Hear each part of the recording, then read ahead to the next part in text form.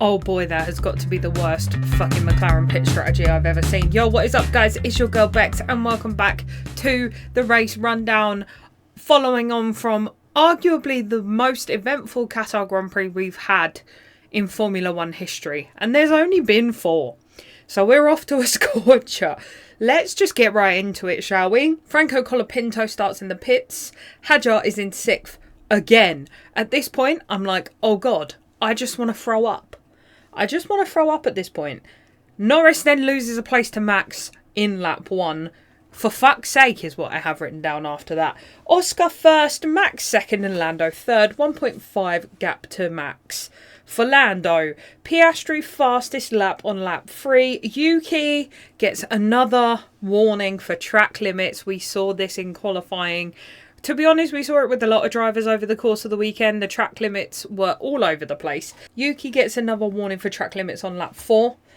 Balance shift problems for Max apparently on lap 6. Black and white flag for rejoining the track unsafely for Gasly. Hulkenberg is then off and Gasly has a puncture. Lap 7, safety car. Antonelli, Verstappen, Sainz, Alonso, Hadjar, Lawson, Hamilton. They all come piling into the pits. Except for McLaren. Now, for those that are colourblind, you might have thought that the McLaren suddenly turned red with that Ferrari pit strategy level of ridiculousness. However, you would be mistaken. It was orange, ladies and gents. The team fucked it completely. That's it. End of podcast. No, I'm joking. Ocon got a 5-second penalty for a false start at this point. So he then had to pit a lap later and sit his 5-second penalty. Racing incident for Hulkenberg and Gasly. No further investigation needed. Everyone else lost flexibility is what McLaren are saying over the radio. And that they have to pit in 25 laps. It still makes no sense to me as to why they didn't pit. As Oscar says, I'm speechless, and I was speechless for all the wrong reasons. Ocon was then noted for not serving his penalty, as I said, then had to go back into the pits. Williams absolutely smashing it is what I've got here. And then I have, in all capitals, what the fuck is this pit strategy? They fucked it for themselves.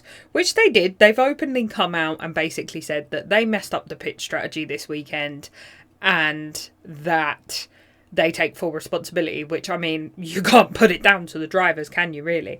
I can't help but feel like this was all a plan to get Max ahead of Oscar so that they didn't have to pick a number 1 driver.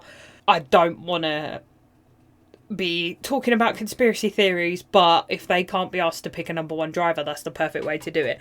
Making them both run the same strategy so they don't look like they're picking a favourite is what I've got written here, and I will stand by that. I've then put here that the red tractor needs improving for next year. I think both Ferrari drivers can agree with that. Stroll infringement lap 17. Norris the first to pit, ? Out of the two of them? No. Past Bex, it was in fact Oscar Piastri that was the first to pit. Bortoletto, yellow flag infringement.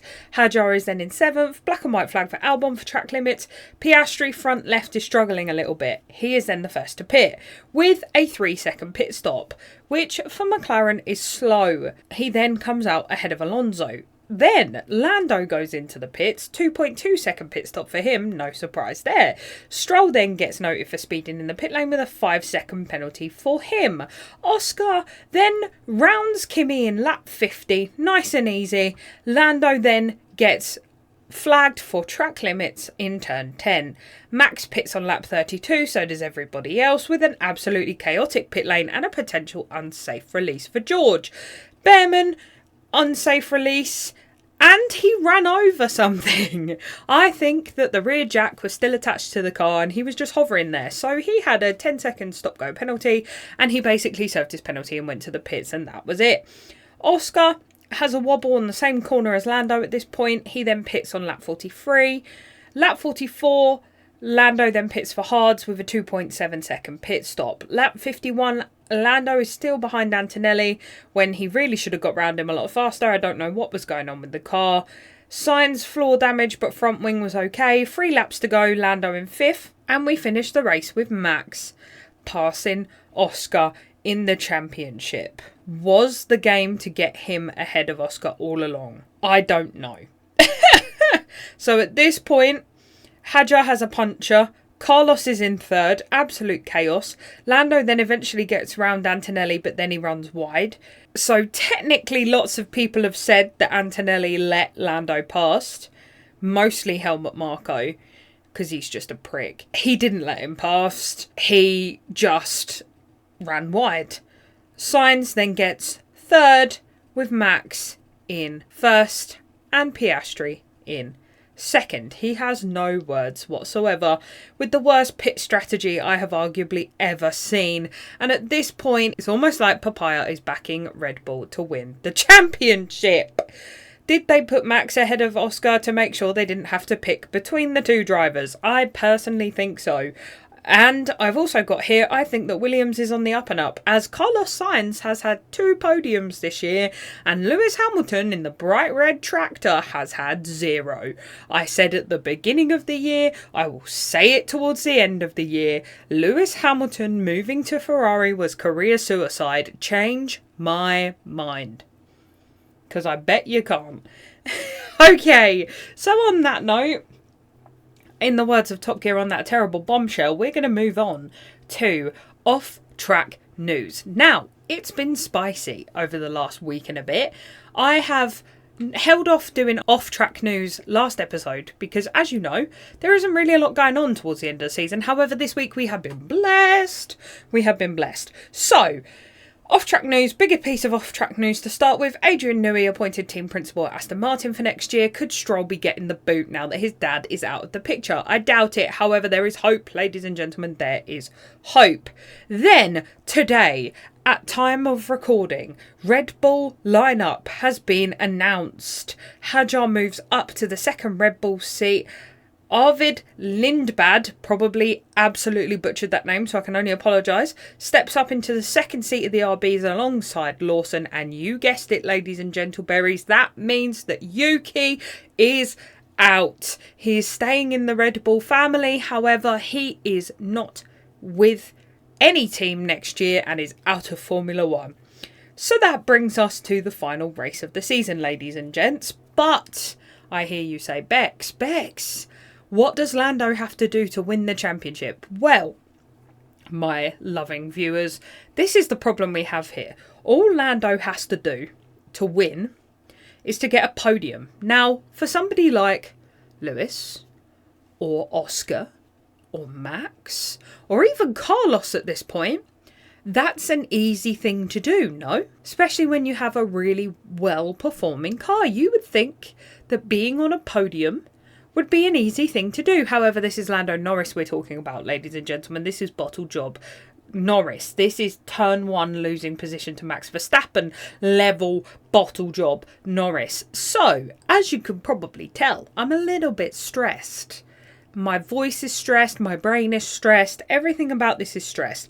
All he has to do is get on a podium next weekend to win. However, there is still 2 other drivers in contention. Number 1 being Max, the 4-time world champion, which stresses me the fuck out. And the other, Oscar Piastri, with a point to prove. Should he not finish on a podium, he would need Max to be eliminated in order to win. That's stressful. So, right now, I am going to put some predictions from members of the Race Rundown community on what they think for Sunday's race. If you want to get involved with your predictions, put them in the comments. Slide me a DM on TikTok, on Instagram, anywhere that you guys listen to the podcast. Leave me a comment. Also, leave a follow and subscribe if you want to while you're there.